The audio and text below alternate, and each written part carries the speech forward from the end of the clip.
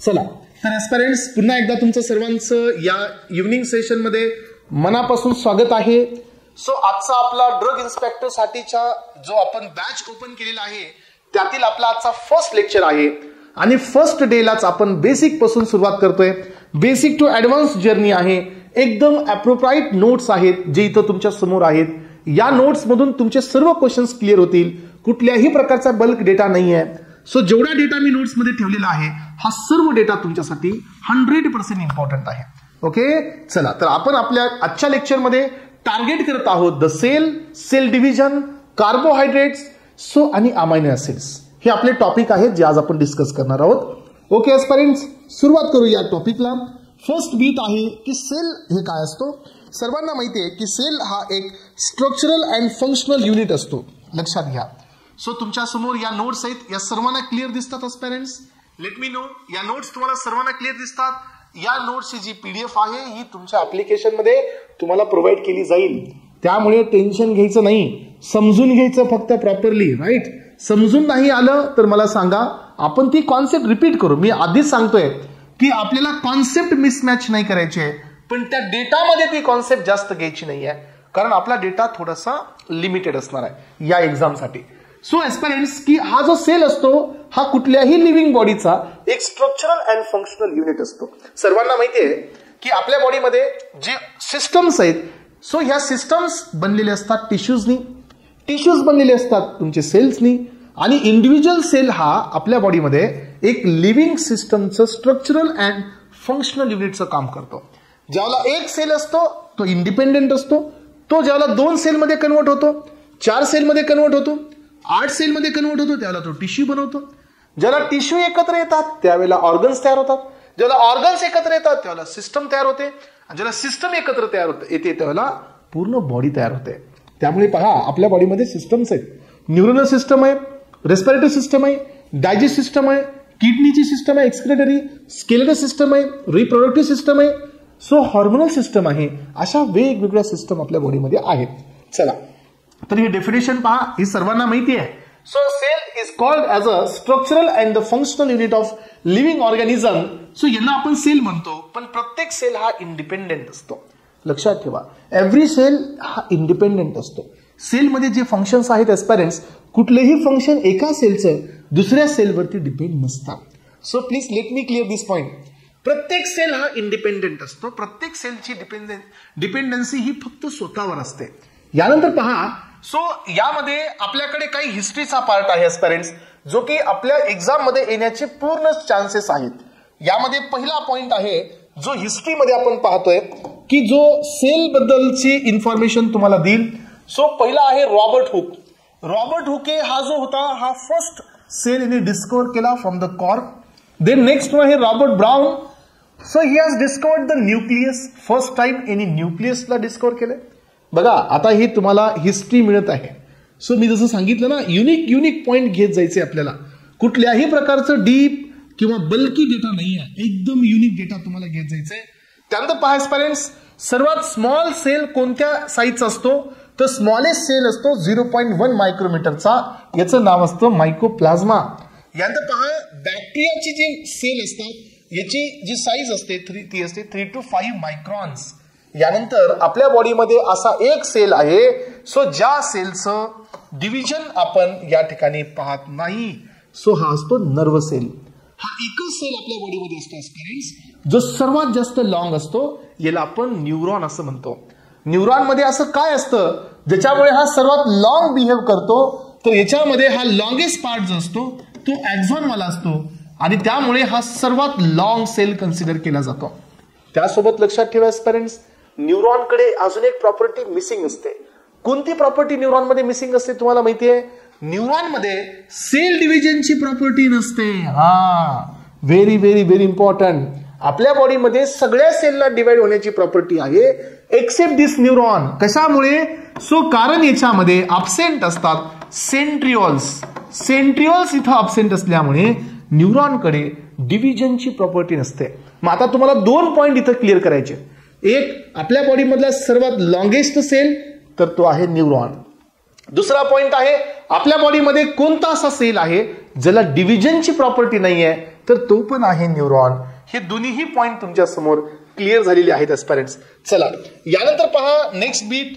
पुढच्या बीट मध्ये आपण काय पाहतोय की सेलचे जे प्रॉपर थिअरी आहे हे so Matthias Schleiden and Theodor Schwann या दोन सायंटिस्टनी मिळून फॉर्म्युलेट केली होती. हे पहा हिस्ट्रीमध्ये अजून महत्वाचं लक्षात ठेवा की जी सेल थिअरी आहे ही फॉर्म्युलेट केली गेली दोन सायंटिस्टच्या हेल्पने. क्लेडन अँड शॉन थिअरी असं त्याचं नाव असतं. याला नाव द्यायचं सेल थिअरी. सेलचं ओरिजिन म्हणण्यापेक्षा सेलचं स्ट्रक्चर, सेल हा कोणत्या फॉर्ममध्ये एक्झिस्ट असतो, सेलमध्ये कोणते कोणते कॉम्पोनंट्स असतात याबद्दलची कंप्लीट माहिती ही क्लेडन आणि शॉन या दोन सायंटिस्टने दिली होती. त्यामुळे याला आपण नाव दिलेलं आहे सेल थिअरी. हा ही पॉइंट लक्षात ठेवायचा आहे. यानंतर पहा एस्पिरंट्स, आपल्याला हे माहिती आहे की आपल्या बॉडीमध्ये लक्षात घ्या आपलं जे ओरिजिन आहे एस्पिरंट्स, आपल्या ह्युमन बॉडीचं जे ओरिजिन आहे हे ओरिजिन प्रत्येकाला माहिती आहे की आता आपण कोण असतो, लिव्हिंग असतो. प्रत्येक जण लिव्हिंग आहे. तर हा कुणापासून तयार होतो, लिव्हिंग पासून. प्रत्येक लिव्हिंग हा लिव्हिंग पासून तयार होत असतो. पण पहिला लिव्हिंग कुठून आलाय हा खूप इम्पॉर्टंट बीट असतो, लक्षात घ्या. फर्स्ट लिव्हिंग सेल जो असतो तो नॉन लिव्हिंग पासून असतो. आणि तुम्हाला माहिती असू द्या की जो नॉन लिव्हिंग पासून लिव्हिंग झालेला आहे, नॉन लिव्हिंग पासून लिव्हिंग हा झालेला आहे, याला नाव दिलं आपण origin of life. This is called as a origin of life. आणि ही ओरिजिन ऑफ लाईफची जी थिअरी असते एस्पिरंट्स, या थिअरीचं नाव असतं हेल्डेन अँड ओपेरिन थिअरी. येस, तर ही थिअरी तुम्ही लक्षात ठेवा. ही तुमच्या फर्स्ट सेलच्या ओरिजिन बद्दल सांगते. This is also called as a self assemble theory. म्हणजे पहिला सेल. आता आपल्याला माहिती आहे की आपल्या बॉडीमध्ये जे सेल आहे तो दोन सेलमध्ये कधी कन्वर्ट होतो, ज्याला तो डिवाइड होतो. बरोबर आहे. म्हणजे सेल पासून सेल तयार झाले हे आपल्याला आतापर्यंत ऍक्सेप्टेड आहे. पण तुम्ही मला सांगा पहिला सेल कुठून आला, तर पहिला सेल हा तुमच्या नॉन लिव्हिंग मॅटर पासून आला. हे कुठं सापडेल तुम्हाला माहितीये, हे तुम्हाला 12th इव्होल्युशन टॉपिक मध्ये हे पॉइंट पाहायला मिळेल. आणि ही थिअरी होती ज्यांनी याचं कम्प्लीट डिस्क्रिप्शन दिलं. याचं नाव होतं हेल्डेन अँड ओपेरिन थिअरी. बघा चला, तर एस्पिरंट्स यानंतर पहा, याच्यानंतर एक सायंटिस्ट आला, याचं नाव होतं Rudolf Virchow. Yes, this is called as a Rudolf Virchow. 1855 मध्ये सगळ्यात पहिल्यांदा यांनी सांगितलं की every cell is existed from pre existing cell. हा रुडॉल्फ वर्चाव होता, हा एक सायंटिस्ट होता. यांनी पण कशाचं डिस्क्रिप्शन दिलं पहा. एव्हरी सेल हा तयार होत आहे प्री एक्झिस्टिंग सेल पासून. प्री एक्झिस्टिंग म्हणजे आधीच्या सेल पासून. म्हणजे हे स्टेटमेंट इथं इम्पॉर्टंट आहे, ओमनी सेल्युला ई सेल्युला. रुडॉल्फ वर्चावने एक स्टेटमेंट दिलं, कोणतं, ओमनी सेल्युला ई सेल्युला. याचा अर्थ प्रत्येक सेल हा आधीच्या सेल पासून आहे. हे स्टेटमेंट कुणाचं आहे, तर हे रुडॉल्फ वर्चावचं स्टेटमेंट आहे. एस्पिरंट्स यांनी हे नाही सांगितलं की हा सेल आधीचा कुठून आला, हे नाही सांगितलं. फक्त त्यांनी एक स्टेटमेंट दिलं की प्रत्येक सेल हा आधीच्या सेल पासून आलेला आहे. पहिला सेल हा कुठून आला हे कोण सांगितलं, हेल्डेन आणि ओपेरिन थिअरीने सांगितलं. ओरिजिन ऑफ लाईफ हे त्यांनी सांगितलं. यांनी सांगितलं की प्रत्येक सेल हा आधीच्या सेल पासून आहे. ओके, चला, तर एस्पिरंट्स हे बेसिक इंट्रोडक्शन झाल्यानंतर आपल्याकडे आता नेक्स्ट बीट आहे आणि तो आहे आपल्या बॉडीमध्ये असणारे दोन वेगळे सेल्स. थोडंसं एस्पिरंट्स आपण या ठिकाणी या आजच्या लेक्चरमध्ये प्रोकॅरियोट्स आणि युकॅरियोट्स मधला पण डिफरन्स, आणि तुम्हाला माहिती असू द्या हा खूप जास्त क्लोजली असोसिएटेड असतो मायक्रोबायोलॉजी सोबत. ओके, आणि तुम्हाला सगळ्यांना माहित असू द्या की मायक्रोबायोलॉजी हे ड्रग इन्स्पेक्टरच्या सिलेबसमध्ये खूप जास्त फेवरेट आहे. येस, त्यामुळे तुम्हाला प्रोकॅरियोट्स आणि युकॅरियोट्स बद्दलची माहिती असणं अनिवार्य आहे. जर तुम्हाला या दोघांमधला डिफरन्स माहित नसेल तर तुम्हाला रेप्लिकेशन, ट्रान्सक्रिप्शन, ट्रान्सलेशन पण नाही समजत. आणि तुम्ही पेपर्स बघून घ्या पेरेंट्स, रेप्लिकेशन, ट्रान्सक्रिप्शन, ट्रान्सलेशन वरती भरपूर सारे क्वेश्चन्स आपल्याला पाहायला मिळत आहेत.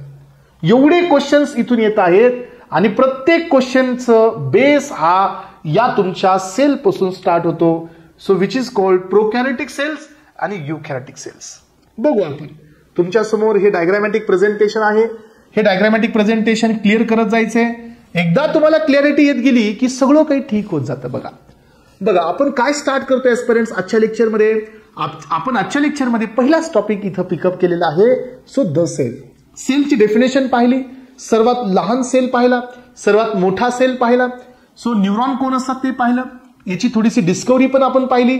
स्क्लेडन-शॉन थेरीनी काय केलं, ओपॅरन हेल्डेन थेरीनी काय केलं, रोडॉल्फ वर्चॉवनी काय केलं, पहिला सेल कोण पाहिला, पहिला न्यूक्लियस कोण पाहिला, याची बेसिक इन्फॉर्मेशन तुम्हाला मी दिली. आता मी याच्याकडे चाललोय की आपल्या बॉडीमध्ये किती प्रकारचे सेल्स असतात हे मला क्लासिफिकेशन क्लिअर करायचंय. समजून घ्या. सो फर्स्ट ऑफ ऑल आपण सेल क्लिअर केला. आता आपण जात आहोत की सेलचे प्रकार किती असतात. थोडंसं रायटिंग पार्ट मी तुम्हाला दाखवतो, नंतर तुम्हाला मी तो डिफरन्स कडे घेऊन जाईल की आपल्या बॉडीमध्ये जे ऍस्पिरंट सेल्स असतात किंवा सेल असतो याचे जनरली दोन प्रकार असतात.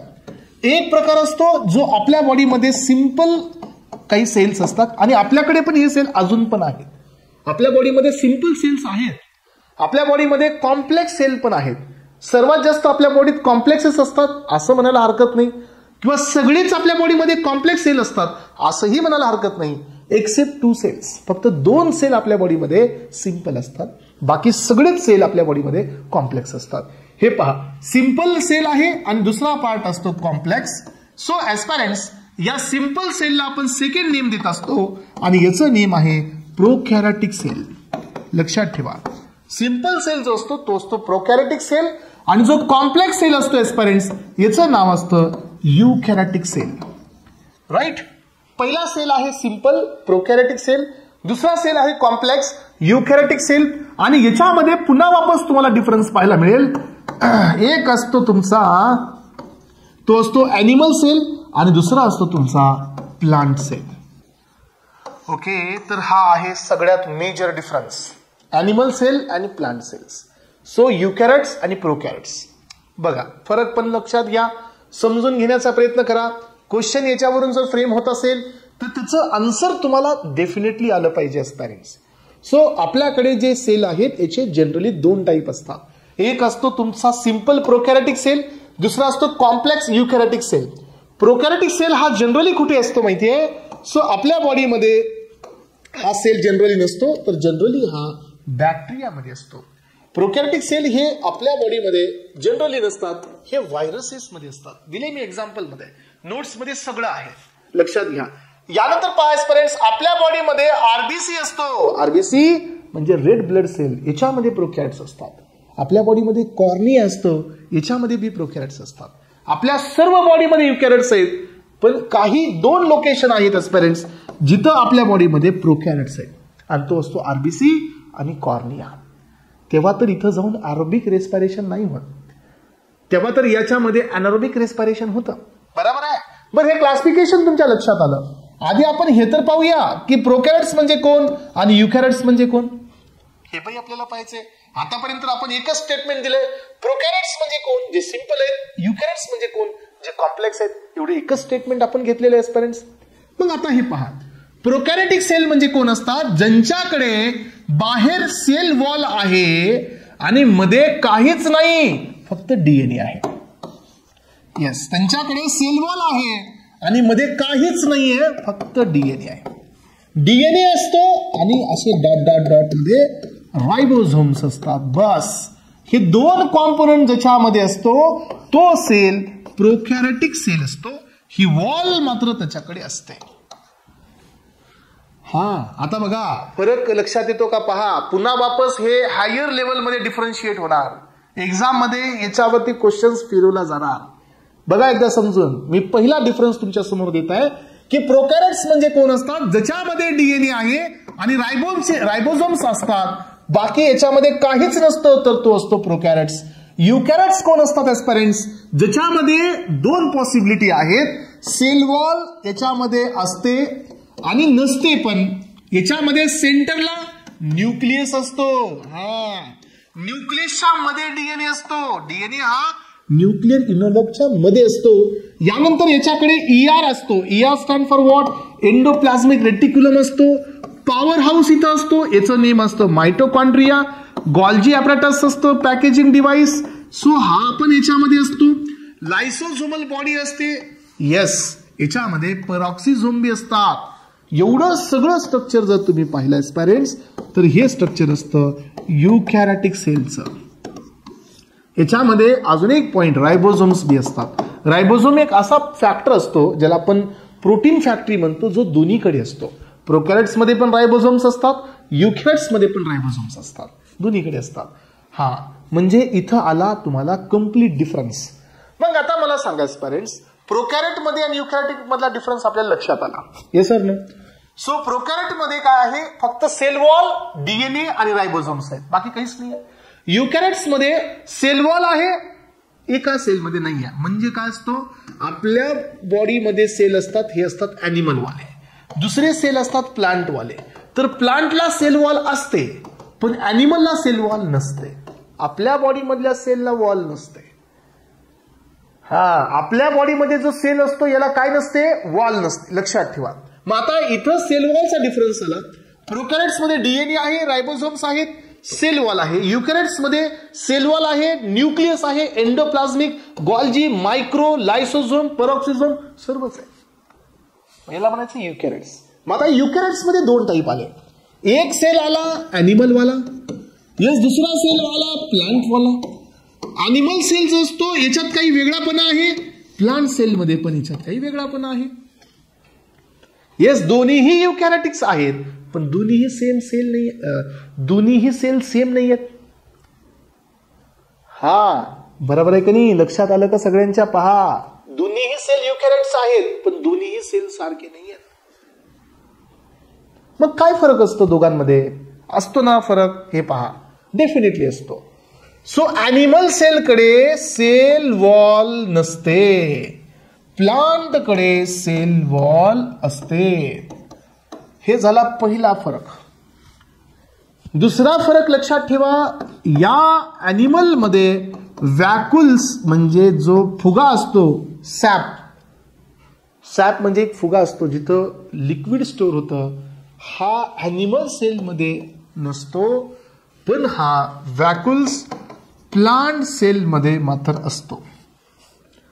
यानंतर पहा, तिसरा पॉइंट आहे तो आहे अॅनिमल सेल मध्ये सो प्लास्टिड्स हे नसतात, याच्यामध्ये हे प्लास्टिड असतात. अॅनिमल सेल मध्ये आपल्याकडे ग्रीन पिगमेंट नावाचा एक कॉम्पोनंट असतो. क्लोरोप्लास्ट हा अॅनिमल सेल मध्ये नसतो, हा प्लांट सेल मध्ये असतो. याच्यामुळे फोटोसिंथेसिस होतं, फूड प्रोडक्शन जे असतं प्लांट मध्ये ते ह्या क्लोरोप्लास्टमुळे असतं.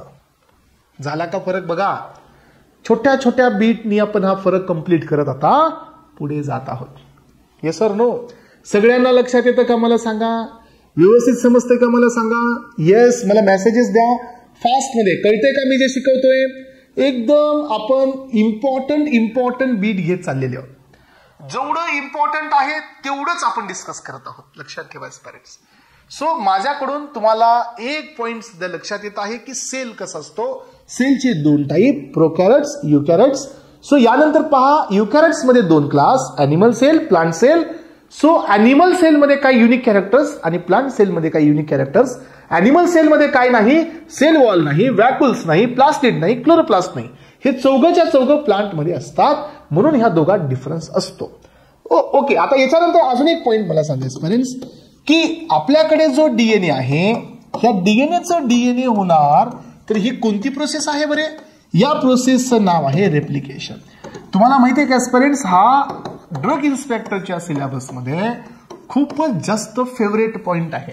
मी क्वेश्चन पेपर पाहत असताना मला बायोकेमिस्ट्री मधून सगळ्यात जास्त क्वेश्चन्स हे डीएनए वरती मिळाले, सर्वात जास्त क्वेश्चन्स. त्यामुळे इथून क्वेश्चन नक्की येतो.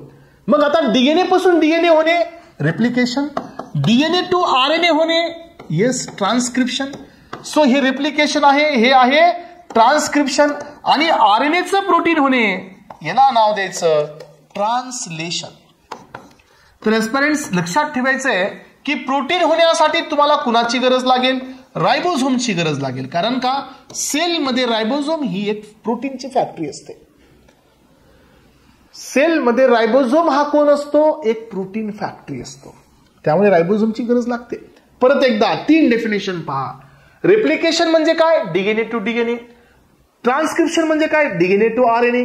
आणि ट्रान्सलेशन म्हणजे काय? RNA to protein. बर, इथपर्यंत ठीक आहे. बरं, मला आता एक क्वेश्चन सांगा. की युकॅरियोट मध्ये डीएनए कुठे आहे? न्यूक्लियसच्या मध्ये आहे. बरोबर आहे का नाही? हे पहा. प्रोकॅरियोट्स मध्ये डीएनए कुठे आहे? तर तो या मधल्या स्पेस मध्ये आहे. ह्या मधला स्पेस असतो सायटोप्लाझम. सायटोप्लाझम मध्ये मी तुम्हाला समजावून सांगतोय, या नोट्स घ्यायची गरज नाही, पुढे सगळं नोट्स मध्ये आहे, पण समजल्याशिवाय घेणं ठीक ठाक नाही आहे. तुम्हाला रिव्हिजन करताना सगळे पॉइंट रिकॉल झाले पाहिजेत, लक्षात घ्या पॅरेंट्स. सो हा डीएनए न्यूक्लियसच्या मध्ये आहे आणि हा डीएनए सायटोप्लाझम मध्ये आहे.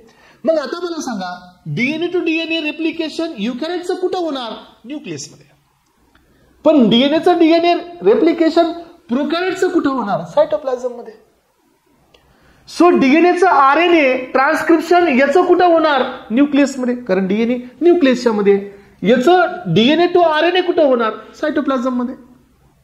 आणि याचं पहा, आरएनए टू प्रोटीन कुठं होणार? बाहेर, म्हणजे सायटोप्लाझम मध्ये, कारण रायबोझोम कुठं असतात? सायटोप्लाझम मध्ये. याचा अर्थ काय की ट्रान्सलेशन हे प्रोकॅरियोट असो की युकॅरियोट असो कुठं होतं? सायटोप्लाझमला. पण याच्यामध्ये रेप्लिकेशन आणि ट्रान्सक्रिप्शन युकॅरियोटचं होत असतं न्यूक्लियसमध्ये, आणि प्रोकॅरियोट्स मध्ये तिन्ही बी कॉन्सेप्ट होत असतात सायटोप्लाझम. कारण का? न्यूक्लियस नाही ना पलीकडे, त्यामुळे जे काही होणार ते सायटोप्लाझम मध्ये होणार. DNA to DNA, DNA to RNA, RNA to protein, सगळ्या प्रोसेस सायटोप्लाझम मध्ये. इथं असं नाही होणार. हे दोन होणार न्यूक्लियस मध्ये, तिसरी होणार सायटोप्लाझम मध्ये. कारण का? तिसरी होण्यासाठी रायबोझोम लागतात, ते कुठे आहेत? सायटोप्लाझम मध्ये. म्हणून चला, तर माझं काम होतं बेस देण्याचं. याचा पहिला पॉइंट जो की सगळ्यात जास्त इम्पॉर्टंट आहे मायक्रोबायोलॉजीसाठी, आणि म्हणून आपण हा प्रोकॅरियोट्स युकॅरियोट्स पाहिला. मी पुन्हा एकदा रिकॉल करतो आणि पुढे जातो आता. सो एस्पायरेंट्स, आपल्या बॉडीमध्ये जे सेल्स असतात, या सेलमध्ये दोन टाईप आहेत. एक आहे प्रोकॅरियोटिक सेल, दुसरा आहे युकॅरियोटिक सेल. प्रोकॅरियोटिक सेल हा सिंपल असतो, युकॅरियोटिक सेल हा कॉम्प्लेक्स असतो. प्रोकॅरियोटिक सेलमध्ये तीनच कॉम्पोनंट आहेत, सेल वॉल, डीएनए आणि रायबोझोम्स. युकॅरियोट्स मध्ये खूप सारी गोष्टी आहेत. Nucleus, endoplasmic, Golgi apparatus, peroxisome, lysosome, then endoplasmic reticulum आहे. सो मध्ये डीएनए बी आहे, भरपूर जण आहेत. मग आता युकॅरियोट्स मध्ये दोन class, plant cell, animal cell. Animal cell मध्ये चार गोष्टी नसतात, जे की प्लांट सेल मध्ये असतात. बाकी सगळं सेम आहे. कोणत्या अशा चार आहेत? एक आहे सेल वॉल, अॅनिमलला नसते पण प्लांटला असते. दुसरा आहे तुमचा वॅक्युल्स, जो फुगा असतो, जो अॅनिमल मध्ये नसतो पण प्लांट मध्ये असतो. तिसरा आहे प्लास्टिड, जो अॅनिमल मध्ये नसतो पण प्लांट मध्ये असतो. आणि चौथा आहे तो असतो तुमचा या ठिकाणी क्लोरोप्लास्ट, फोटोसिंथेटिक पिगमेंट असतो ग्रीन कलरचा, जो आपल्या सेलमध्ये नसतो पण प्लांट सेलमध्ये असतो. एवढं झालं असेल तर मग पुढची कॉन्सेप्ट बघा, DNA to DNA, DNA to RNA. ह्या दोन्ही कॉन्सेप्ट युकॅरियोटच्या कुठं होतात? न्यूक्लियसमध्ये, कारण डीएनए कुठे? न्यूक्लियसच्या मध्ये. आणि प्रोटीन तयार होत असतात आरएनए पासून, हे कुठं होणार आहे? सायटोप्लाझम मध्ये, कारण प्रोटीनची फॅक्टरी सायटोप्लाझम मध्ये. आणि इकडे पहा, युकॅरियोट्स मध्ये सगळ्या प्रोसेस कुठे होतात? सायटोप्लाझम. जर तुम्ही एवढं क्लिअर केलं असेल पॅरेंट्स, तर माझ्या अकॉर्डिंगली आता तुम्हाला हे सगळं पार्ट समजून सांगण्यासाठी मला आता जास्त वेळ लागणार नाही. हे डिफरन्स बघा, मी परत एकदा सांगतोय, समजून सगळंच घ्यायचं आहे, पण घेताना आता आपल्याला जेवढं लागते तेवढंच घ्यायचं आहे. परत एकदा लक्षात घ्या, समजून घेण्यासाठी कुठलीच तुम्हाला लेवल शॉर्ट ठेवायची नाही, सगळंच समजून घ्यायचं आहे, पुढे जायचं आहे. हे पहा, प्रोकॅरियोटिक सेल जो असतो हा सेल वॉल असते याला, कारण हा बॅक्टेरियात आहे. सो यांच्यात पण एक मायक्रोप्लाझ्मा असतो ज्याच्यामध्ये सेल वॉल नसते. सो युकॅरियोट्स मध्ये प्लांटला सेल वॉल असते सेल्लोची, पण अॅनिमल मध्ये नसते. मी तुम्हाला आत्ताच दिलं, अॅनिमलला सेल वॉल नसते. यानंतर पहा, प्रोकॅरियोटिक सेल हा सिंगल मेम्ब्रेन सिस्टम आहे. युकॅरियोटिक सेल मध्ये डबल मेम्ब्रेन आहे, मेम्ब्रेन बी डबल आहे, बायलेयर असते, इथं सिंगल लेअर आहे. सो याच्या सायटोप्लाझम मध्ये बाउंड ऑर्गेनेलिज नसतात. म्हणजे कोण? Endoplasmic reticulum, Golgi apparatus, mitochondria नसतात, न्यूक्लियस बी नसतो. Lack of bound membrane bound organelle याच्यात नसतात, पण याच्यात सगळे प्रेझेंट दिसतात. पहा, एंडोप्लाझमिक असतो, मायटोकॉन्ड्रिया असतो, सो गॉल्जी ॲपॅरेटस असतो, लायसोझोम असतो, सेंट्रोझोम असतो, सगळे असतात. यानंतर पहा, transcription translation occurs in cytoplasm. महत्वाचा बीट आला बघा. ट्रान्सक्रिप्शन, ट्रान्सलेशन आणि रिप्लिकेशन तिन्ही बी कुठे होतात? सायटोप्लाझम मध्ये, कारण याचा डीएनएच कुठे आहे? सायटोप्लाझम मध्ये. याच्यामध्ये ट्रान्सक्रिप्शन ट्रान्सलेशन हे न्यूक्लियस मध्ये होतं, आणि सायटोप्लाझम मध्ये ट्रान्सक्रिप्शन आणि रेप्लिकेशन न्यूक्लियस मध्ये होतं, आणि ट्रान्सलेशन मात्र सायटोप्लाझम मध्ये होतं. म्हणजे प्रोटीन सिंथेसिस सायटोप्लाझम मध्ये, DNA to DNA, DNA to RNA न्यूक्लियसच्या मध्ये. हा बी आताच आपण डिफरन्स पाहिला. सो याच्यामध्ये डीएनए हा क्लोज असतो आणि सर्क्युलर असतो. Very very important. हा बी एक मेन पॉइंट आहे. डीएनएची पॅकेजिंग ही अशी गोल असते, एकदम सर्क्युलर. पण याच्यामध्ये असं नसतं. डीएनए हा लिनियर असतो, धाग्यासारखा असा. आणि याच्यामध्ये डीएनएची पॅकिंग होत असते. डीएनए कडे निगेटिव्हली चार्ज असतात. सो याच्यामध्ये एक पॉझिटिव्हली चार्ज प्रोटीन जातो, दॅट इज हिस्टोन. डीएनए याचे जे असतात ना, हे हिस्टोन सोबत असतात. Very very important, highly important. लक्षात घ्या, डीआय साठी स्पेसिफिक क्वेश्चन येण्याचा चान्स आहे हा. न्यूक्लिअर डीएनए याचे लिनियर असतात. आणि याचं प्रोटीन कसं असतात तुम्हाला मी दाखवतो. हे पहा, तुम्ही याच्यातून पण थोडासा अंदाज लावू शकता. हे पहा, सो युकॅरियोट्स आणि प्रोकॅरियोट्स मध्ये जी पॅकेजिंग आहे ही तुम्हाला मी थोडंसं दाखवतो. या सो पॅकेजिंग मध्ये हे पहा, सो डीएनएचा रोल हा थोडासा मेन असतो आणि याची पॅकेजिंग होत असते ऑक्टामोर सोबत. हे पहा, ऑक्टामोरचा हिस्टोन प्रोटीन असतो. तुम्हाला याच्यावरून पण थोडासा अंदाज येऊन जाईल स्टुडंट्स. सो हे पहा, इथं दिसत असेल तुम्हाला, तर ह्या डायग्राम मधून पाहू शकता. हे पहा, सो हा आपला डबल हेलिकल स्ट्रक्चर डीएनए. हा डीएनए असा पॅक होत असतो. So this is in the packaging. आणि हे तयार होत असतात तुमचे क्रोमॅटोसोम. सो याच्यावरती हा डीएनए असतो आणि हे मध्ये जे रेड रेड डॉट दिसतात हे गुब्बारे असतात हिस्टोन प्रोटीनचे. हिस्टोन प्रोटीन सोबत पॅकेजिंग असते युकॅरियोट्स मध्ये. पण प्रोकॅरियोट्स मध्ये हिस्टोन प्रोटीन नसतो. प्रोकॅरियोट्स मध्ये प्रोटामिनचा प्रोटीन असतो.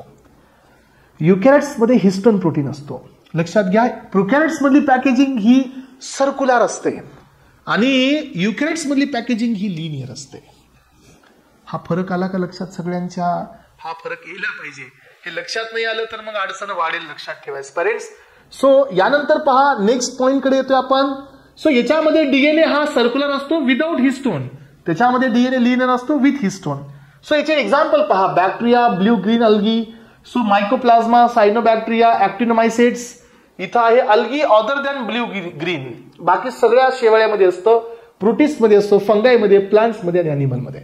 Very very important. इकडे येतो बॅक्टेरिया आणि व्हायरस, इकडे येतो फंगाय आणि अॅनिमल्स, प्लांट्स. तिघ जण मेन असतात इकडं, फंगाय, प्लांट्स आणि अॅनिमल्स. हे तीन इकडे एक्झाम्पल मेन आहेत. तर एस्पायरंट्स, याच्यामध्ये पुन्हा पुढचा डिफरन्स तुम्ही लक्षात ठेवायचा आहे आणि तो म्हणजे प्लांट सेल आणि अॅनिमल सेल मधला 4 डिफरन्स तुम्हाला मी दिलेले आहेत. चारीच्या 4 डिफरन्स तुम्ही क्लिअर करून ठेवा. चला, आता आपल्याकडे नेक्स्ट पॉइंट असतो सेल वॉलचा. ही एक सपोर्टिव्ह आहे, रिजिड आहे, प्रोटेक्टिव्ह आहे. बरोबर आहे. सो अॅनिमल मध्ये ही नसतेच. याचं काम असतं शेप देणं, मेकॅनिकल डॅमेज पासून वाचवणं. प्लांट मध्ये जी सेल वॉल असते ही सेल्युलोजनी असते. हा, हे महत्वाचं आहे आपल्यासाठी. सेल्युलोज, हेमिसेल्युलोज आणि पेक्टिन पासून बनलेली असते. सो सेल्युलोज हा रिजिडिटी देत असतो, कणखर बनवत असतो. यानंतर पहा, सेल मेम्ब्रेन जी असते ही 75 एंगस्ट्रॉमची असते. ही फॉस्फोलिपिडनी बनलेली असते. मेन पॉइंट, प्लांट मधली सेल वॉल सेल्युलोजनी बनली आहे. प्लाझ्मा मेम्ब्रेन ही त्याच्यामध्ये असते बरं का, तुम्हाला कन्फ्युज होईल नाही तर. लक्षात घ्या पेरेंट्स, प्लाझ्मा मेम्ब्रेन वेगळी आणि सेल वॉल वेगळी. लक्षात घ्या, सगळ्यात बाहेरची असते ना ती सेल वॉल. हे पहा, ही सेल वॉल आणि मधली डबल लेअर असते, दॅट इज प्लाझ्मा मेम्ब्रेन. तर ही प्लाझ्मा मेम्ब्रेन अॅनिमल मध्ये असते, सेल वॉल ही प्लांट मध्ये असते. ओके, चला, प्लाझ्मा मेम्ब्रेन ही कशाने बनलेली आहे? लिपिड्सनी बनलेली आहे, फॉस्फोलिपिड्सनी बनलेली आहे. आणि याच्यामध्ये जो कोलेस्ट्रॉल असतो ना, हा मेन काम करत असतो स्टेबिलिटीचं. कोलेस्ट्रॉल हा रिजिडिटी देत असतो, रिजिडिटी. सेल वॉलला कठोरता देत असतो कोलेस्ट्रॉल. यानंतर पहा पेरेंट्स, आपल्याकडे आता एंडोप्लाझ्म रेटिक्युलम आहे. याचे 2 पॉइंट असतात, एक असतो रफ आणि दुसरा असतो स्मूथ. रफ एंडोप्लाझ्मिक रेटिक्युलमचं काम असतं प्रोटीन सिंथेसिस. हा प्रोटीन सिंथेसिसचं काम करतो. आणि स्मूथ एंडोप्लाझ्म रेटिक्युलम हा तुमच्या बॉडीमध्ये फॅट सिंथेसिसचं काम करतो. एक काम करतोय प्रोटीन सिंथेसिसचं, तो दुसरा काम करत असतो फॅट सिंथेसिसचं. फॅट किंवा स्टेरॉइड्स, आपल्या ह्युमन बॉडीमध्ये स्टेरॉइड्स असतात बघा, स्टेरॉइड्स. स्टेरॉइड्स मध्ये मेनली कोलेस्टेरॉल लक्षात ठेवा. तर याचं सिंथेसिसचं काम हा तुमचा स्मूथ एंडोप्लाझ्म रेटिक्युलम करत असतो, ज्याच्यावरती रायबोझोम्स अब्सेंट असतात. ओके, यानंतर पहा, मायटोकॉन्ड्रिया हा सेल मधला पॉवर हाऊस असतो. हा तुमच्या बॉडीमध्ये एटीपीचं प्रोडक्शन करतो. सो मायटोकॉन्ड्रियाला स्टेनिंग केली जाते. याला कलरनी आयडेंटिफाय केलं पाहिजे जातं, जेनस ग्रीन बी डायनी. ही एक डाय असते ज्या डायनी हा मायटोकॉन्ड्रिया हायलाइट केला जातो. गॉल्जी ॲपॅरेटस हे पॅकेजिंग आहे. कॅमिलो गॉल्जी यांनी याला फर्स्ट डिस्कवर केलं. एवढाच पॉईंट याच्यात इम्पॉर्टंट आहे. न्यूक्लियस हा सेल मधला मेन डायरेक्टर असतो. सेल मधला मेन डायरेक्टर कोण असतो? तो न्यूक्लियस असतो. न्यूक्लियसवरच्या मनावर असतं सगळा सेल, कारण न्यूक्लियसमध्ये कोण असतं? Genetic material, DNA. So nucleus as a cell organelle was first described by Robert Brown 1831 मध्ये. महत्वाचं आहे. Nucleus staining basic dye acetocarmine या डायने न्यूक्लियसला स्टेन केलं जातं. जेनस ग्रीन बी हे मायटोकॉन्ड्रियाची स्टेनिंग आहे. न्यूक्लियसला स्टेन केलं जातं बेसिक डायनी ॲसिटोकार्मिननी. Nucleus is absent in mature RBC. मी म्हणूनच मग दिलं होतं की आरबीसी जो असतो आपल्या बॉडीमध्ये याच्यामध्ये मायटोकॉन्ड्रिया न्यूक्लियस नसतात. लक्षात ठेवा. डीएनए असतो फक्त, म्हणून तो प्रोकॅरियोट्स असतो आरबीसी आपल्या बॉडीमधला. यानंतर पहा क्रोमोझोम्स हे आपल्या डीएनएचं एक मॉडेल आहे. क्रोमोझोम हे डीएनएचं मॉडेल आहे. क्रोमोझोम हे डीएनए मध्ये आपल्याला पाहायला मिळतात. डीएनएची पॅकेजिंग म्हणून क्रोमोझोम तयार होत असतात ॲज पॅरेंट्स. सो केमिकली लक्षात घ्या क्रोमोझोम्स हे काय आहेत? Chemically eukaryotic chromosomes are made up of DNA histone प्रोटीननी बनलेले असतात. आणि क्रोमोझोम हे बेस्ट विजिबल असतात मायक्रोस्कोप मध्ये ज्या वेळेला सेल हे मेटाफेजला असतं. Very very very important. लक्षात ठेवा. मग आपल्या बॉडीमध्ये सगळेच्या सगळे सेलकडे 46 क्रोमोझोम असतात. आपल्या बॉडीमध्ये सगळ्या सेलकडे 46 क्रोमोझोम असतात. एका सेलकडे फक्त 23 क्रोमोझोम असतात. मेल मध्ये असतो स्पर्म सेल आणि फिमेल मध्ये 23 असतो एग सेल. ज्याच्याकडे 23 असतात तर तो असतो सिंगल एन. सिंगल एनला दुसरं नाव असतं हेप्लॉइड. ज्याच्याकडे 46 क्रोमोझोम असतात तो असतो 2n. 2n ला दुसरं नाव असतं डिप्लॉइड. हेप्लॉइड, डिप्लॉइड, पॉलिप्लॉइड असे असतात आपल्या बॉडीमध्ये. पण मेनली आपल्याकडे दोनच आहेत, हेप्लॉइड आणि डिप्लॉइड. हेप्लॉइड पण कधी? फक्त ज्या वेळेला रिप्रोडक्शनचं काम आहे तेव्हाच. बाकी सगळ्या बॉडीमध्ये डिप्लॉइड आहे. म्हणजे काय? तुम्ही सेल काढा तर सेलमध्ये तुम्हाला 46च क्रोमोझोम्स पाहायला मिळतील. कुठलाही काढा, फक्त एक सेल बघायचा नाही, तो म्हणजे मेलमध्ये स्पर्म सेल आणि फिमेलमध्ये एग सेल. ज्या वेळेला हे दोन सेल एकत्र येतात त्यावेळेला ह्या दोघांचा डिप्लॉइड तयार होत असतो. यातले 23 मॅटर्नल असतात तर 23 पॅटर्नल असतात म्हणून. ठीक आहे.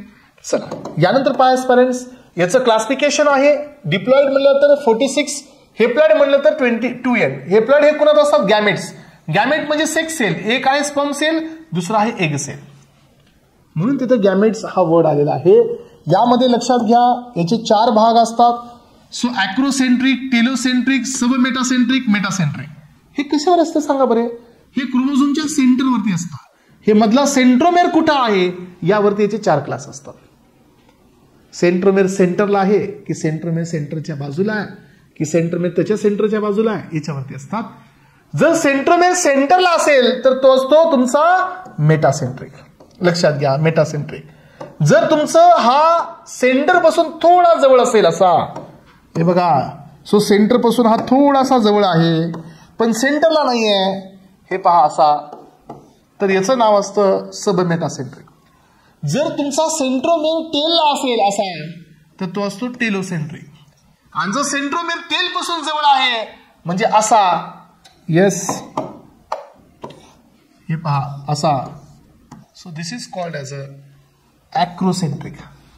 असे 4 भाग असतात आपल्या बॉडीमध्ये असतात. हे सगळ्यात मेन मेटासेंट्रिक मला. येस, ठीक आहे. चला ट्रान्सपरन्स इथं सगळ्यांना क्लिअर होते का? पहा एक मिनिट. सो यामध्ये जस्ट 1 मिनिट. सो या तुमच्या पॉइंटला क्लिअर करत आपण पुढे चाललेले आहोत एस्पायरंट्स. सो फर्स्ट पॉइंट आपण घेत आहोत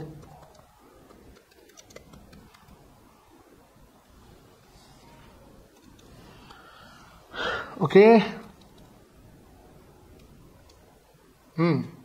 मेटासेंट्रिक कंप्लीट सेंटर, बरोबर आहे.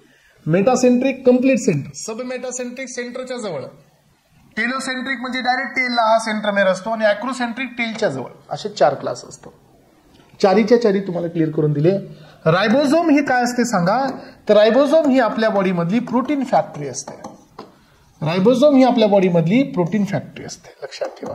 सो याच्यामध्ये बी फरक असतो बरं का, की बॅक्टेरिया प्रोकॅरियोट्स मध्ये रायबोझोम्स कसे असतात 30S and 50S युनिट असतात आणि युकॅरियोट्स मध्ये रायबोझोम्स असतात 40S and 60S असं असतं. हे दोघांचा मिळून किती असतो 70S आणि या दोघांचा मिळून असतो हा 80S. हा बी फरक असतो. कधी कधी हा क्वेश्चन विचारलेला आहे. प्रोकॅरियोट्स मध्ये बॅक्टेरियामध्ये 70S रायबोझोमल युनिट असतात आणि ह्युमन मध्ये 80S रायबोझोमल युनिट असतात. हा बी फरक असतो. प्रोटीन सिंथेसिसचं काम करतो हा प्रोटीन फॅक्टरीचं काम करत आहे कोण, सो रायबोझोम्स. लायसोझोम आपल्या बॉडीमध्ये असणाऱ्या वेगवेगळ्या एन्झाईमला सोबत ठेवतो. हे सुसायडल बॅग असते, याच्यामध्ये खूप सारे एन्झाईम्स असतात जे की डॅमेज करतात. यानंतर पहा हे सगळेच एन्झाईम तुमच्या लायसोझोम मध्ये असतात एस्पेरेंट्स. आणि अशा पद्धतीने हा पहिला बीट आपण या ठिकाणी कव्हर केलेला आहे आणि this is called as a cell. Cell हा पहिला पॉइंट आपला कव्हर झालेला आहे. सेल मध्ये जेवढे मेन पॉइंट्स होते आपण सगळे पाहिले. आता माझं टार्गेट आहे सेल डिव्हिजन कडे. तर तुम्हाला आता हे पण समजून घ्यायचंय थोडं 5 मिनिटांमध्ये तुम्हाला हे डिव्हिजन मी समजावून सांगेल. हे बघा, सो ऍस्पिरंट्स सेल हा डिवाइड कसा होत असतो तो मला क्लिअर करून द्यायचा आहे. आता समजा माझा हा सेल आहे, हा कोण आहे स्किन सेल आहे. तर हा डिवाइड होऊन काय बनवतो, येस डायरेक्टली तो स्किन सेलच बनवतो. येस और नो. याच्याकडे क्रोमोझोम किती असतात 46, याच्याकडे पण 46 असतात. म्हणजे कुठंच क्रोमोझोम कमी झालं नाही. ऍक्च्युअली काय व्हायला पाहिजे होतं, दोघांना हाफ मिळायला पाहिजे होता, पण असं बी नाही झालं. दोघांना बी 46 आले. दुसरा पॉइंट काय माहितीये का, की इथं जो पॅरेंट सेल होता तोच इथं डॉटर सेल झालेला आहे. पॅरेंट सेल होता तोच इथं डॉटर सेल आहे. याचा अर्थ अशा प्रकारचं डिव्हिजन ज्या ज्या वेळेला आपल्या बॉडीमध्ये होतं तर तो असतो मायटोसिस. हा लक्षात ठेवा, मायटोसिस ही तुमची होत असते ज्या वेळेला तुमचा जो पॅरेंट सेल आहे तोच तुमचा डॉटर सेल, जे क्रोमोझोमल नंबर पॅरेंट्स आहे तोच तुमच्या डॉटरचा असेल, तर याला नाव द्यायचं असतं मायटोसिस. पण आता ज्या वेळेला तुम्ही पाहिलं की आपल्याकडे एक आहे एग सेल, दुसरं आहे स्पर्म सेल, हे एकत्र येऊन काय बनवतो झायगोट. झायगोट तयार होतो एस्पेरेंट्स आणि याच्यापासून सगळी बॉडी तयार होते, ऑल बॉडी. असं कसं झालं मग सांगा बरे. एका सेलचं डिव्हिजन होऊन तोच सेल बनला, पण दुसऱ्या सेलचं डिव्हिजन होऊन सगळी बॉडी कसं काय तयार झाली. हा माझा क्वेश्चन आहे तुमच्यासाठी. सगळी बॉडी कसं काय तयार झाली. आपल्या बॉडीमध्ये नोज आहे, हार्ट आहे, स्किन आहे, बोन आहे, स्काल्फ आहे, सगळंच आहे. सगळंच कसं काय तयार झालं. आणि जर असं होत असेल तर ही प्रोसेस असते मिओसिस. तर एस्पेरेंट्स ही मिओसिस वेगळी, ही मिओसिस वेगळी, ह्या दोघांमध्ये फरक आहे. ही असते मिओसिस. आणि लक्षात ठेवा यामध्ये 2 क्लास असतात, मिओसिस फर्स्ट आणि मिओसिस सेकंड. आधी जर तुमच्याकडे 46 क्रोमोझोम असतील तर याच्यामध्ये तुमचे 23 येतात. म्हणून मिओसिस मध्ये, पहिल्या मिओसिस मध्ये, फर्स्ट मिओसिस मध्ये क्रोमोझोमल नंबर हा हाफ होत असतो. फरक कळतोय का सगळ्यांना. सेल डिव्हिजन मध्ये हे खूप गरजेचं आहे. सेल डिव्हिजन मध्ये हे खूप गरजेचं आहे. हा पण तुमचा किमोथेरपी मध्ये लागणारा पोर्शन आहे, मायक्रोबायोलॉजी मध्ये लागणारा पोर्शन आहे. समजून घ्या. हे पहा 46 क्रोमोझोम्स डिव्हिजन मध्ये गेले तर मिओसिस मध्ये 23 होतात. याला म्हणायचं मिओसिस फर्स्ट, ज्याच्यामध्ये क्रोमोझोम हाफनी रिड्यूस होतात. यानंतर या दोघांमध्ये पुन्हा इंडिव्हिज्युअल होत असते. मिओसिस सेकंड, पुन्हा एकाचे किती होतात 4. हे पहा याच्या 23 असल्यामुळे याच्या 23, याच्या पॅरेंट 23 असल्यामुळे 23. सो हा होता डिप्लॉइडल आणि हे 4 तयार झाले हेप्लॉइडल. आणि ही असते मिओसिस, ही असते फर्स्ट आणि ही असते सेकंड. मग आता मला सांगा याच्यामध्ये मिओसिस 2 आणि मायटोसिस सारखी झाली का बरं. कशामुळे सारखी झाली सांगा. सेम, कारण तिकडे आधी किती होते 46, पुन्हा किती आले 46, म्हणजे क्रोमोझोमल नंबर बदलला नाही मायटोसिस मध्ये.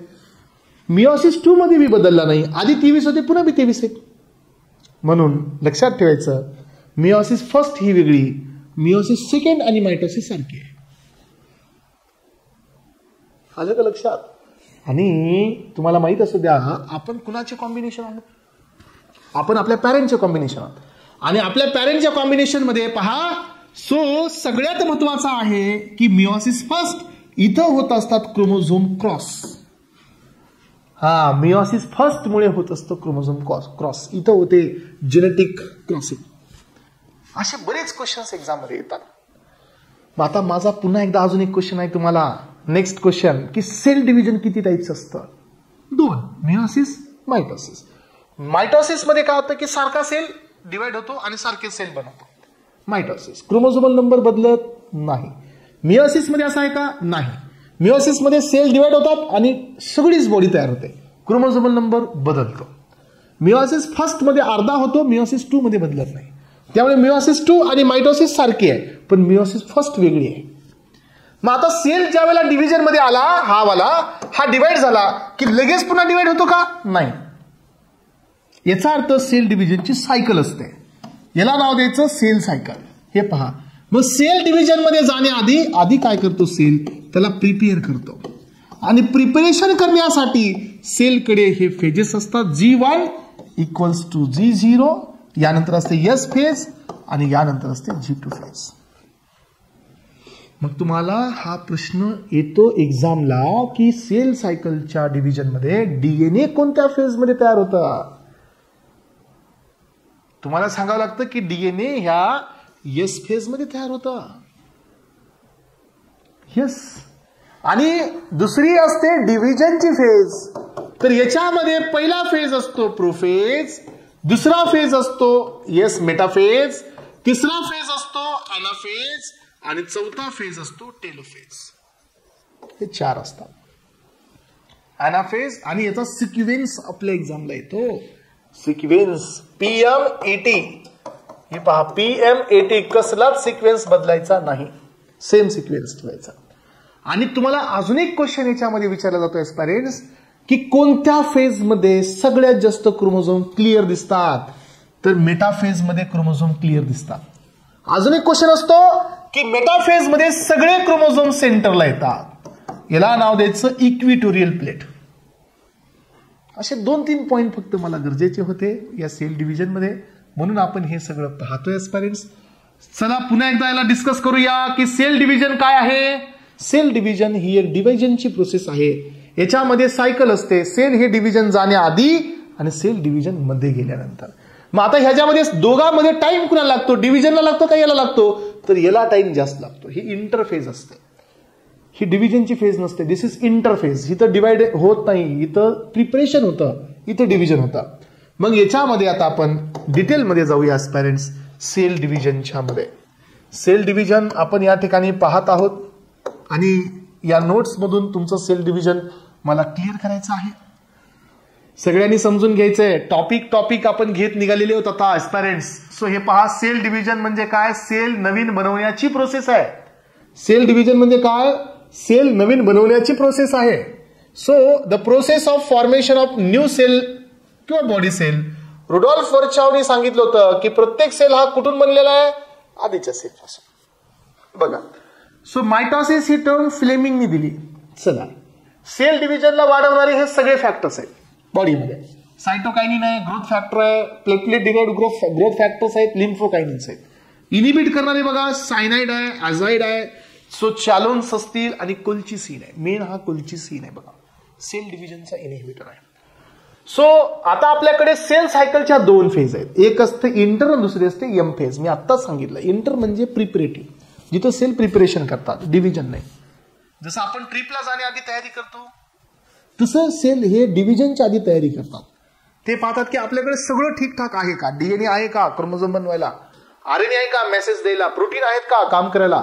याचा अर्थ सगळी तयारी करतात या फेजमध्ये. याचं नाव असतं इंटरफेज. आणि ही मेटाफेज असते जिथं डिव्हिजन होतं ऍक्च्युअल.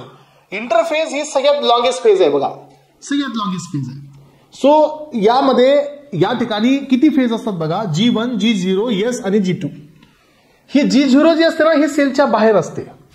जसं की आता माझ्याकडे माझी बोन तयार आहेत. आता माझ्या बोनला रिपीट डिव्हिजनची गरजच नाहीये.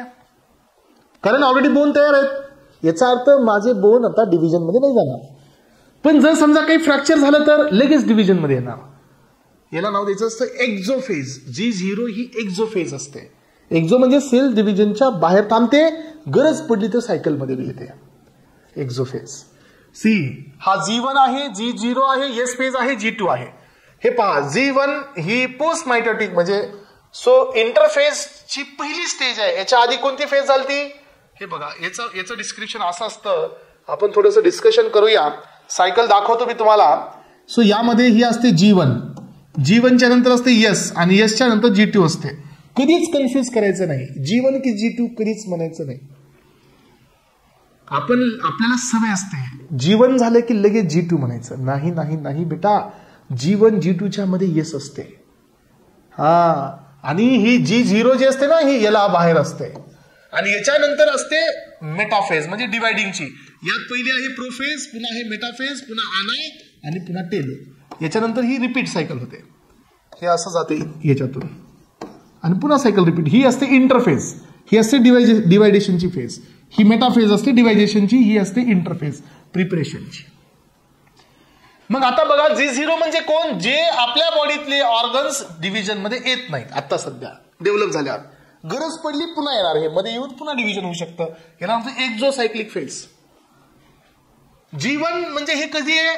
या मेटाफेजच्या नंतरची आहे, पहिली. म्हणून ही आज पोस्ट मायटॉटिक गॅप फेज म्हणजे मायटॉटिक झाल्या पहिली आहे G1. इथं काय काय तयार होतं बघा. हा, मेन काय? RNA सिंथेसिस इथं होते. कुणी जर म्हणलं की DNA होतो तर त्याचा क्वेश्चन गेला. DNA सिंथेसिस एस फेज मध्ये होता, पहिल्या काही एस मध्ये होता. इथं RNA synthesis, mRNA, tRNA, rRNA, protein synthesis होतं, मेम्ब्रेन सिंथेसिस होतं. ट्रान्सक्रिप्शन इथं मेनली होणार म्हणजे डीएनएचा RNA होणार आहे. आता यानंतर बघा, सेकंड फेज आहे तुमची, ती असते G0 फेज. G0 फेज ही सायकलच्या मध्ये नसते, डिव्हिजन मध्ये नाही, पण गरज लागली तरी डिव्हिजन मध्ये येऊ शकते. याला नाव द्यायचं क्विसंट स्टेज. क्विसंट म्हणजे ही स्टेबल असते, लागलं तर येते नाही तर नाही. दिस इज एक्झो स्टेज. हे ऑकेजनली डिव्हिजन मध्ये येते गरज लागल्यावर. यानंतर असते यस फेज. मेन असतं बघा, इथं होत असतं रिप्लिकेशन. G1 मध्ये झालं ट्रान्सक्रिप्शन, G2 मध्ये एस मध्ये झालं रिप्लिकेशन म्हणजे डीएनए इथं तयार होतो. यानंतर पहा, डीएनएचं डीएनए होतो, क्रोमोझोम नाही वाढत, फक्त डीएनए वाढतो. आणि या ठिकाणी G2 मध्ये प्रोटीन RNA सिंथेसिस, जे काय राहिलं सगळं सिंथेसिस होतं G2 मध्ये. मग इथून चालू झाली मेटाफेज. मेटामध्ये पहिल्यांदा न्यूक्लियसचं डिव्हिजन, पुन्हा असतं तुमच्या बॉडीमधल्या सायटोप्लाझमचं डिव्हिजन. न्यूक्लियस तुटतो आधी, पुन्हा सायटोप्लाझम ब्रेक होतो. तुम्ही सेल डिव्हिजन मध्ये हे पाहिलं असेल पेरेंट्स. तर याच्यामध्ये न्यूक्लियसचं डिव्हिजन मध्ये मायटोसिस मध्ये पहा, कायरोकायनेसिस मध्ये 4, प्रोफेज, मेटाफेज, एनाफेज, टेलोफेज 4. मग ह्या प्रोफेज मध्ये ही सगळ्यात मेटामधली सगळ्यात मोठी फेज प्रोफेज आहे. इथं डिव्हिजन चालू झालं प्रोफेज मध्ये. मेटाफेज म्हणजे काय असतो की सगळे क्रोमोझोम हे सेंटरला येतात, इक्विटोरियल प्लेटला. सेंटरला इक्विटोरियल प्लेटला सगळे क्रोमोझोम्स येतात. स्पिंडल फायबर्स इथं तयार होतात. आणि तुम्हाला माहिती आहे की क्रोमोझोम वरती एक मध्ये डिस्क असते, याचं नाव असतं कायनेक्टोकोर. ते स्पिंडल फायबर याला चिटकतात, कायनेक्टोकोरला. ते क्रोमोझोमला चिटकत नाहीत, क्रोमोझोमला ते अटॅच होत नसतात, नाहीतर मग क्रोमोझोम इनॅक्टिव्ह होतील. कायनेक्टोकोर नावाची डिस्क असते. इथं पहा, spindle fibres which connect to the pole of the chromosomes to the kinetochores. कायनेक्टोकोरला हे अटॅच होतात. अॅनाफेज ही शॉर्टेस्ट फेज असते. त्यानंतर क्रोमोझोम्स इथं सेपरेट होतात. टेलोफेज मध्ये का सगळं सायटोकायनेसिस बी होतं, म्हणजे सायटोप्लाझम बी वेगळा होतो शेवटी. आणि सायटोकायनेसिस मध्ये आपल्याला 2 प्रकार मिळतात, फ्युरो फॉर्मेशन, प्लेट फॉर्मेशन. फ्युरो फॉर्मेशन किंवा प्लेट म्हणजे 2 ब्रेक होऊन 2 सेल तयार होतात. आणि इथं तुमची पहिली सेल डिव्हिजन कंप्लीट होते. यानंतर आहे मिओसिस. मिओसिस हे पहिली मिओसिस मेन लक्षात ठेवायची. Cell division reduces the number of chromosomes in parent cells by half and produces the 4 gametes. Meiosis मध्ये काय झालं की 46 वाला 23 मध्ये येतो फर्स्ट मध्ये, पुन्हा 23 वाले पुन्हा 2-2 बनवतात 4. म्हणजे एका सेलचा मिओसिस मध्ये 4 जण तयार होतात. मायटोसिस मध्ये एका सेलचा 2 जण तयार होतात. मायटोसिस मध्ये 46 चा 46 राहतो, मिओसिस मध्ये 46 चा 23 होतो. फरक आला. पण हा कुठे होतो? 1 का 2? 1. 1 लक्षात ठेवायचं. क्रोमोझोमल रिडक्शन होत असतं 1 मध्ये, 2 मध्ये नाही. सो हा पहा, क्रोमोझोम हा पॅरेंट सेलच्या हाफ होतो आणि प्रोड्युसेस 4 गॅमेट सेल्स. आणि तुम्हाला माहिती आहे का पेरेंट्स, ही जी मियोसिस असते ना, ही नॉर्मली आपल्या नॉर्मल डिव्हिजन मध्ये नाही होत, ही फक्त सेक्स सेल बनवताना होते. त्यामुळे इथं गॅमेट्स तयार होत असतात, लक्षात ठेवा. So this process is required for the egg आणि स्पर्म सेल प्रोडक्शन. तुम्हाला जर उद्या क्वेश्चन आला की एग सेल आणि स्पर्म सेलच्या डिव्हिजनसाठी काय लागतं, तर सांगायचं मियोसिस लागते, मायटोसिस नाही. कारण मियोसिसने जो एंड प्रोडक्ट असतो तो 46चा येणार आहे आणि आपल्याकडे स्पर्म एग सेल 23चे. मग 23 पाहिजे तर काय व्हायला पाहिजे, मियोसिस, मायटोसिस नाही. मग आता पेरेंट्स याच्यामध्ये मियोसिस फर्स्ट, मियोसिस सेकंड, सगळ्या phase double. Prophase 1, metaphase 1, anaphase 1, telophase 1, prophase 2, metaphase 2, anaphase 2, telophase 2. मग आता मियोसिस मध्ये आपण मध्ये आलो, 1 घेत चालले आपण. 1 ला दुसरं नाव आलं reductional division. Meiosis 1 is also called as a reductional division. Y? कारण इथं रिडक्शन होत आहे. लक्षात, इथं काय होतंय, रिडक्शन होत आहे. आणि याचे पुन्हा 4 phase, prophase, metaphase, anaphase, telophase, वरच्या सारखंच. पण ऍस्परंट्स ह्या प्रोफेज मध्ये कॉम्प्लेक्स 5 फेज असतात. तुम्हाला मी आधी सांगितलं की मॅटर्नल, हे पहा, मॅटर्नल आणि पॅटर्नल क्रोमोझोम्स असतात ना, हे प्रोफेज मध्ये क्रॉस होतात 1 मध्ये. येस, हा मायटोसिस हे सोमॅटिक मध्ये होते, करेक्ट, आणि मियोसिस हे गॅमेटिक मध्ये होते, करेक्ट. सो लक्षात घ्या, इथं मी तुम्हाला काय सांगतोय की प्रोफेज 1 मियोसिस फर्स्ट मधली सगळ्यात मेन असते प्रोफेज 1. इथं होतात कॉम्बिनेशन्स, आईचे क्रोमोझोम आणि वडिलांचे क्रोमोझोम इथं क्रॉस होतात या फेज मध्ये. याच्यात म्हणून 5 फेज असतात. याच्या डिटेलमध्ये जायचं नाही, पण सिक्वेन्स विसरायचा नाही. लिप्टोटीन, झायगोटीन, पॅचिटीन, डिप्लोटीन आणि डायकायनेसिस, हेचा सिक्वेन्स आहे. आणि हा सिक्वेन्स कधी कधी एक्झामला येतो. लिप्टोटीन, झायगोटीन, पॅचिटीन, डिप्लोटीन आणि डायकायनेसिस. सो यानंतर मग पुन्हा पहा, प्रोफेज झाली की पुन्हा वापस मेटाफेज, पुन्हा इक्वेटोरियल प्लेट, पुन्हा एनाफेज, पुन्हा टेलोफेज आणि हे डिव्हिजन फिनिश. सो इथं आपल्याकडे दोघांचा डिफरन्स दिलेला आहे. मायटोसिस मध्ये आणि मियोसिस मध्ये काय अंतर आहे सांगा बरे. मायटोसिस हे सोमॅटिक मध्ये होते आणि मियोसिस हे गॅमेटिक मध्ये होते. Mitosis through out the life होते, मियोसिस हे सेक्शुअल रिप्रोडक्शनच्या टायमाला होते. मायटोसिस मध्ये हेप्लॉइड डिप्लॉइड दोघांमध्ये बी होते. म्हणजे आधी 23 असतील तर पुन्हा 46, असं नाही. आधी 46 आहेत तर पुन्हा 46, आधी 23 असतील तर पुन्हा 23. म्हणजे मायटोसिस दोन्ही मध्ये बी होते. पण लक्षात घ्या, मियोसिस फक्त 46 मध्ये होते. कारण 46 चे 23 करता येतील. जर सुरुवातीलाच 23 आहे तर पुन्हा किती करायचे, 11.5 नाही ना, असं करतात. याचा अर्थ मियोसिस फक्त डिप्लॉइड मध्ये होते, म्हणजे ज्याचा क्रोमोझोम 46 असतो त्याच्यातच होते. आणि ही डिप्लॉइड मध्ये हेप्लॉइड मध्ये दोघांत होते. Parental cell divide once, cell याच्यात एकदाच डिवाइड होतो म्हणून एकाचे 2 बनतात. याच्यामध्ये पॅरेंटल सेल 2 वेळा डिवाइड होतो, एकाचे 4 बनतात. सो 2 गॅमेट्स तयार होतात, सॉरी 2 सेल, याचे 4. Genetically similar to the parental. बघा, स्किन सेल मायटोसिस मध्ये गेला तर काय तयार करतो, स्किन सेल. म्हणजे जेनेटिकली सेम आहे. इथं कॉम्बिनेशन येतं, कारण का मॅटर्नल आणि पॅटर्नल क्रॉस होतात म्हणून रिकॉम्बिनेशन नवीन येतं. जेनेटिकली हे डिफरंट असतात पॅरेंटल पासून. म्हणजे आईचे काही कॅरेक्टर्स, वडिलांचे काही कॅरेक्टर क्रॉस होऊन नवीन काही कॅरेक्टर्स येऊन नवीन. आता पहा, आपण कोण आहोत, we are the product of meiosis. आपल्याकडे जीन आहेत, येस, आपल्या पॅरेंट्स सारखे आहेत, पण not exactly like a parents. म्हणजे आपल्यामध्ये काही कॉम्बिनेशन नवीन आहे. तर पॅरेंट्स लक्षात घ्या, अशा पद्धतीने आपण इथं पोहोचलोय आणि हा पहिला बीट आपला इथं सो फिनिशअप झालेला आहे. तो होता सेल आणि सेल डिव्हिजनचा. आणि आता पुढे जे आपलं टार्गेट आहे तर ते असणार आहे कार्बोहायड्रेट्स. त्यानंतर आपण पाहणार आहोत proteins. Carbohydrates are the substances ज्यांच्यामध्ये हायड्रेशन आहे कार्बन वरती, म्हणजे कार्बन वरती असतो OH and H. मग आता हे OH आणि H ला जर आपण प्रॉपर पाहिल्यास पर्यंत याचा फॉर्म्युला होतो CH2ON. म्हणून कार्बोहायड्रेटचा इम्पेरिकल फॉर्म्युला हा असतो. याला मल्टिप्लाय करा, कार्बन वाढवलं की 2 हायड्रोजन वाढवायचे आणि 1 ऑक्सिजन वाढवायचा. सो बघा, काही तुम्हाला इथं फरक दिसणार नाही. 1 कार्बन वाढवला की 2 हायड्रोजन वाढवायचे, हे पहा. सो 1 कार्बन 6 कार्बन तर 12 हायड्रोजन आणि 6 ऑक्सिजन. कुणाचा फॉर्म्युला हा, ग्लुकोज. ग्लुकोज, मॅन्नोज, लॅक्टोज, गॅलॅक्टोजचा फॉर्म्युला हा सगळ्यांचा सेम असतो. म्हणून आपण डेफिनेशन मध्ये काय पाहतो पहा, की कार्बोहायड्रेट्स आर द कंपाऊंड ज्यांच्यामध्ये पॉलीहायड्रॉक्सी अल्डिहाइड आहे. जसं की पहा ग्लुकोजचं स्ट्रक्चर तुमच्या समोर ड्रॉ करतोय पेरेंट्स. इथं तुम्ही जरा समजून घ्या. 1 2 3 4 5 6. सो इथं आला CHO. This is your OH, H, OH, OH and CH2OH. H. So OH and the H. हा ग्लुकोज आहे. बघा बरी जरा लक्ष देऊन याच्यामध्ये प्रत्येक कार्बनवर OH आहे. इथं बी OH आहे, इथं बी आहे, इथं बी आहे, इथं बी आहे, इथं बी आहे. मग याला डेफिनेशन मध्ये काय म्हणायचं आपण? पॉलीहायड्रॉक्सी. एकापेक्षा जास्त हायड्रॉक्सी अल्डिहाइड. आणि काही ठिकाणी काय असतो? C डबल बॉन्ड O म्हणजे कीटोन असतो हा फ्रुक्टोज मध्ये. मग कार्बोहायड्रेट म्हणजे कोण? पॉलीहायड्रॉक्सी अल्डिहाइड और ketone composed of carbon, hydrogen आणि ऑक्सिजन. यांना नाव देऊ आपण कार्बोहायड्रेट्स.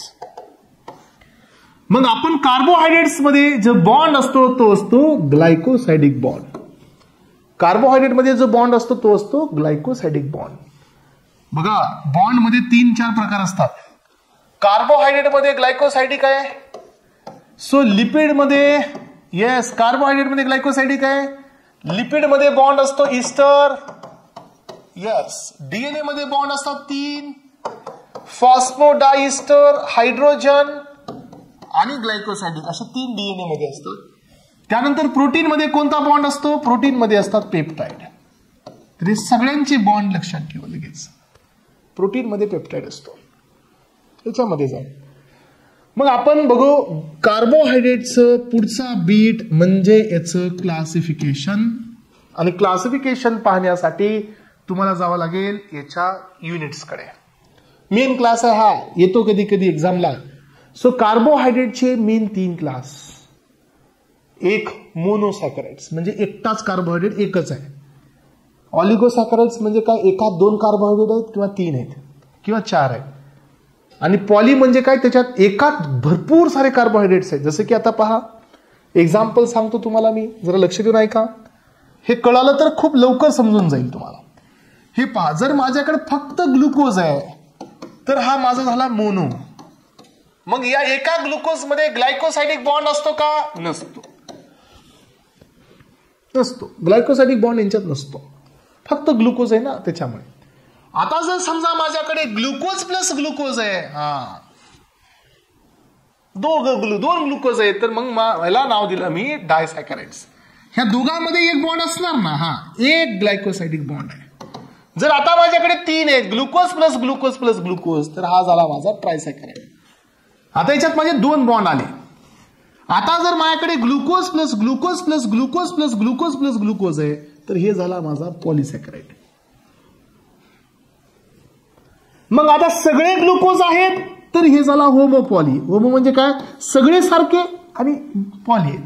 जर एक ग्लुकोज एक फ्रुक्टोज, एक ग्लुकोज एक फ्रुक्टोज आहे, तर हा माझा झाला हिटेरोपॉली. म्हणजे पॉली आहेत पण सारखे नाही आहेत, वेगवेगळे.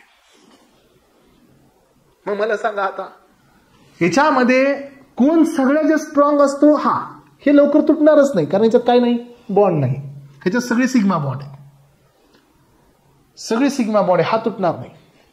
हे लवकर तुटणार, हा त्याच्यापेक्षा लवकर, त्याच्यापेक्षा लवकर, त्याच्यापेक्षा लवकर. हे ब्रेक होतात, हे ब्रेक होत नाही.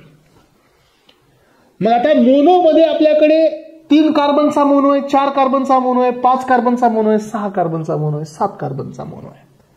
पण मोनोसॅकराइड्स म्हणजे कोण? ज्याच्यात दुसरा ग्लुकोज किंवा दुसरा शुगर नसतो, एकच शुगर असतो. म्हणून त्याचं हायड्रोलिसिस होत नाही. कळते का सगळ्यांना? समजतंय? हायड्रोलिसिस न होणे म्हणजे मोनो. 2 आहेत तर हायड्रोलिसिस होणार. मग आपल्याकडे याचे 3 एक्झाम्पल असतात, माल्टोज, लॅक्टोज आणि सुक्रोज. मग आता ट्राय मध्ये 3 तिघाचं असतं. आपल्याकडे रॅफिनोज नावाचा एक असतो तिघांचा. पॉली आणि हिटेरोपॉली. होमोपॉली म्हणजे सगळे सारखे आहेत, अनेक आहेत पण सगळे सारखे आहेत, अनेक आहेत पण वेगवेगळे आहेत म्हणजे हिटेरोपॉली. अनेक आहेत पण सारखे आहेत तर होमोपॉली. बघा मग मग आता आपल्याकडे मोनो मध्ये 3 कार्बनचा मोनो असला तर ट्रायोजेस. त्याच्यात अल्डिहाइड वाला वरी अल्डिहाइड आहे तर ग्लिसर अल्डिहाइड. तिथंच वरी कीटोन आहे तर डायहायड्रॉक्सी ॲसिटोन. हेट्रोज म्हणजे 4 कार्बनचा, इरिथ्रोज, इरिथ्रोलोज. पेंटोज हा इम्पॉर्टंट असतो कारण हे रायबोज चिरिंग आपल्या डीएनए आरएनए मध्ये असते. रायबोज, झायलोज, रायबोलोज हे कीटोनवाला आहे. 5च कार्बन आहेत पण कीटोन ग्रुप आहे, याच्याकडे अल्डिहाइड आहे. हा, हे महत्वाचं आहे आपल्यासाठी. हेक्झोस, ग्लुकोज, गॅलेक्टोज आणि मॅन्नोज. म्हणून या सगळ्यांचा फॉर्म्युला सेम असतो. फ्रुक्टोजचा बी फॉर्म्युला सेम असतो, पण हा कीटोन आहे, हे अल्डिहाइड आहे. तिघजण फरक आहे बरं का यांच्या स्ट्रक्चरमध्ये. तुम्हाला दाखवतो मी. बघा, स्ट्रक्चर तुम्हाला जर कन्फ्युज होत असतील तर एका मिनिटात आपण याचं डिस्कशन पाहू. सो तुम्हाला हे लक्षात ठेवायचंय. पहा, 1 2 3 4 5 and 6 CH2OH, OH, OH, H, OH आणि CHO. 1 2 3 4 5 6 1 2 3 4 5 6 OH, OH, the H, H, OH. बाकी इकडे काढत राहतो मी. सो यानंतर पहा 1 2 3 4 काढू नका पण लगेच. CH2OH, इथं आहे OH, OH, H, H. काय फरक आहे बघा बरं तिघांमध्ये बी. इथं CHO आहे, इथं CHO आहे. 1 2 3 4 5 6 1 2 3 4 5 6 1 2 3 4 5. हे ग्लुकोज आहे, लक्षात घ्या. हे आहे मॅन्नोज आणि हे आहे गॅलेक्टोज. आणि याच्या पुढे असं असतं CH2OH, C double bond O, COH. हे सगळे पुन्हा सारखे. CH2 हे असतं फ्रुक्टोज. काढू नका पण हे फक्त समजून घ्या. सगळ्यांमध्ये मॉलिक्युलर फॉर्म्युला सेम. सगळ्यांमध्ये, चौघांमध्ये सगळे बी हेक्झोस आहेत. 1 2 3 4 5 6 सगळेच. पण फरक काय बघा, ग्लुकोज आणि मॅन्नोज मध्ये हा कार्बनचा फरक आहे. 1 2 3 आणि चौथा कार्बन वेगळा आहे. ग्लुकोज आणि गॅलेक्टोज मध्ये दुसरा कार्बन वेगळा आहे. याचा OH इथं होता, या साईडला याचा H आहे. म्हणून काय झालं सांगा, हे याचा इपीमर आहे. ग्लुकोज मॅन्नोचा इपीमर आहे कार्बन नंबर 4थ्यावर आणि ग्लुकोज गॅलेक्टोचा इपीमर आहे कार्बन नंबर 2ऱ्यावर. झाले की इपीमर्स बी क्लिअर झाले लगेच. कळलं का? हे बघा, हे दोन्ही स्ट्रक्चर सारखे, फक्त एक बदल आहे. हा कार्बन इकडे OH आहे, याचा इकडं इथं इथं 1 2 3 4 इथं. सो हा कार्बनचा इकडे OH आहे, याचा इकडे H आहे. म्हणून हे दोघे एकमेकाचे इपीमर्स झाले. किती नंबरला? 4थ्या. आणि इथं बघा, याचा इकडे H आहे, याचा इकडे OH आहे. बाकी सगळं सेम आहे. तर गॅलेक्टोज आणि ग्लुकोज हे दुसऱ्या कार्बननी एकमेकाचे इपीमर्स झाले. आणि फ्रुक्टोज मध्ये काय फरक असतो, फक्त सेकंडला कीटो आहे, बाकी सगळं सेम आहे. म्हणून हा कीटोजेस आहे आणि हे 3 अल्डोजेस आहेत, कारण सगळ्यांच्या वरी अल्डिहाइड आहे. कळलं का?